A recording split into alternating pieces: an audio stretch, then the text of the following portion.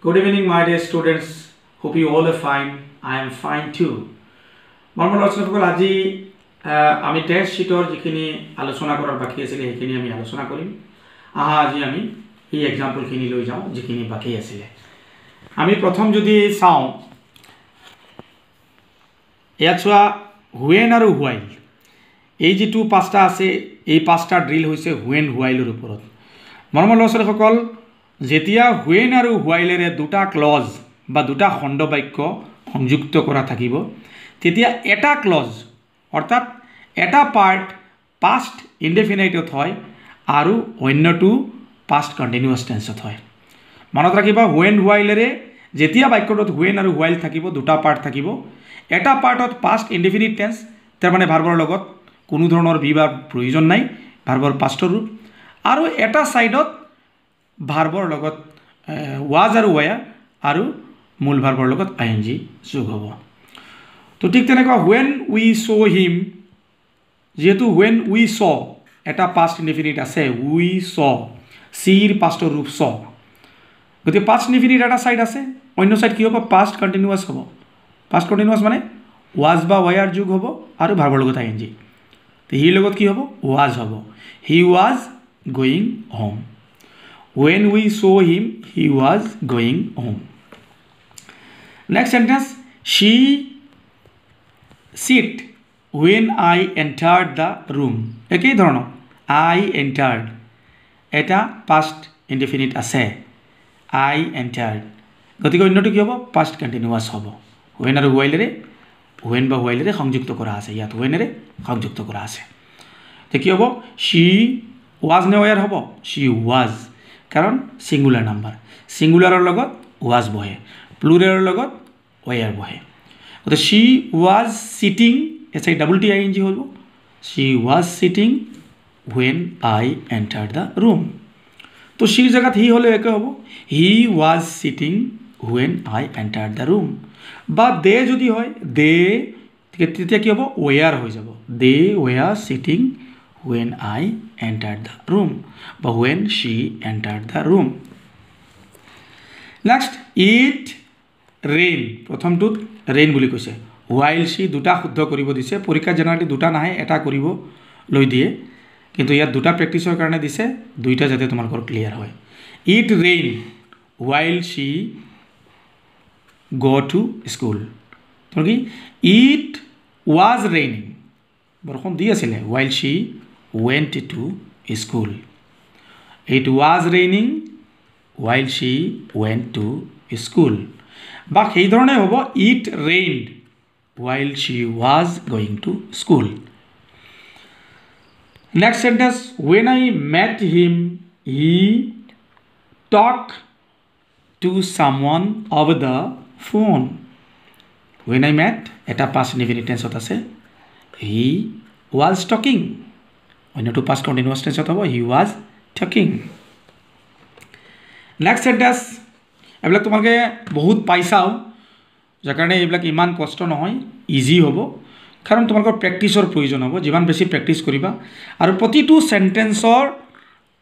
উদাহৰণ হিচাপে লৈ পেলাই এই সেন্টেন্সৰ ওপৰত ভিত্তি কৰি আই ঠাইত সি লগাবা সি ঠাইত হি এনেকুৱা ইউ ঠাইত where এনেকুৱা চেঞ্জ কৰি কৰি তোমালোকে সেন্টেন্সবিলাক প্ৰেক্টিছ কৰি থাকিব পাৰিবা। তো ইয়াত কি কৈছিলোঁ when I met him he was talking তো when she met me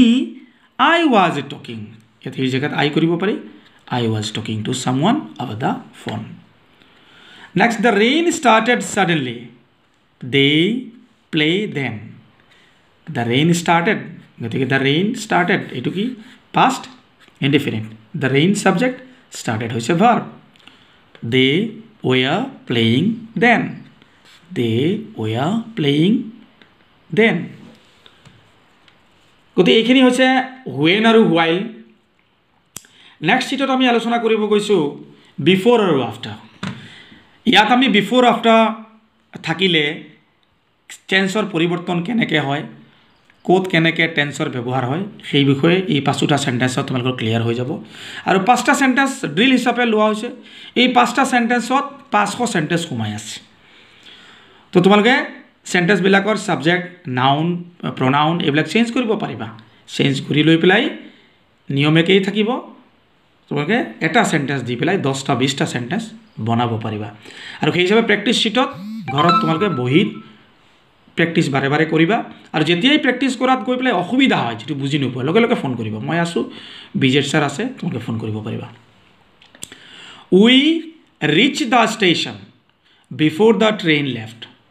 মৰমৰ ল'ৰা-ছোৱালীসকল বিফোৰ আৰু আফটাৰে যেতিয়া দুটা ক্লজ সংযুক্ত কৰা থাকিব তেতিয়া এটা সাইড পাস্ট ইনডেফিনিটত হয় আৰু অন্যটো পাস্ট পাৰফেক্টত হয় তাৰ মানে এটা ক্লজত পাস্ট ইনডেফিনিট ভাৰ্ব যোগ সাবজেক্ট যোগ ভাৰ্বৰ পাস্টৰ ৰূপ আৰু অন্যটোত কি হ'ব সাবজেক্ট যোগ হেড যোগ ভাৰ্বৰ পাস্ট পাৰ্টিসিপলৰ ৰূপ তো নিয়ম ইমান কলে মনত নাথাকিব প্ৰেক্টিস যিমান তোমালোকে যিমান কৰিবা সিমানেই বেছি তোমালোকৰ ক্লিয়াৰ হ'ব বহুত বেছি নিয়ম কলে আসলতে শিকিব নোৱাৰিবা কাৰণ language is a habit formation ভাষা হৈছে অভ্যাস গঠন তুমি যিমান অভ্যাস কৰিবা ড্ৰিল প্ৰেক্টিস যিমান কৰিবা সিমান বেছি ক্লিয়াৰ হ'ব তো উই ৰিচড দা ষ্টেচন কি হ'ব বিফোৰ আফটাৰ থাকিলে যিটো কাম আগত হয় সেইটোৰ লগত হেড ব্যৱহাৰ হয় আৰু যেটো পিছত হয় সেইটো ডাইৰেক্ট পাছত হয় গতে কৈছে before the train left train যোৱাৰ আগতে হৈছে গতিকে ইয়াৰ লগত হেড হ'ব we had reached RESCHED past পাৰ্টিসিপলৰ ৰূপ হেড বহিলেই ভাৰ্বৰ পাস্ট পাৰ্টিসিপলৰ ৰূপ we had reached the station before the train left the bird fly away before I could see it before I could see it কি হ'ব the bird had flown away fly past roop fly past roop flew FLEW flew আৰু past participle হৈছে flown FLOWN flown fly flew flown the bird had flown away the bird had flown away FLOWN flown away before I could see it I left the place after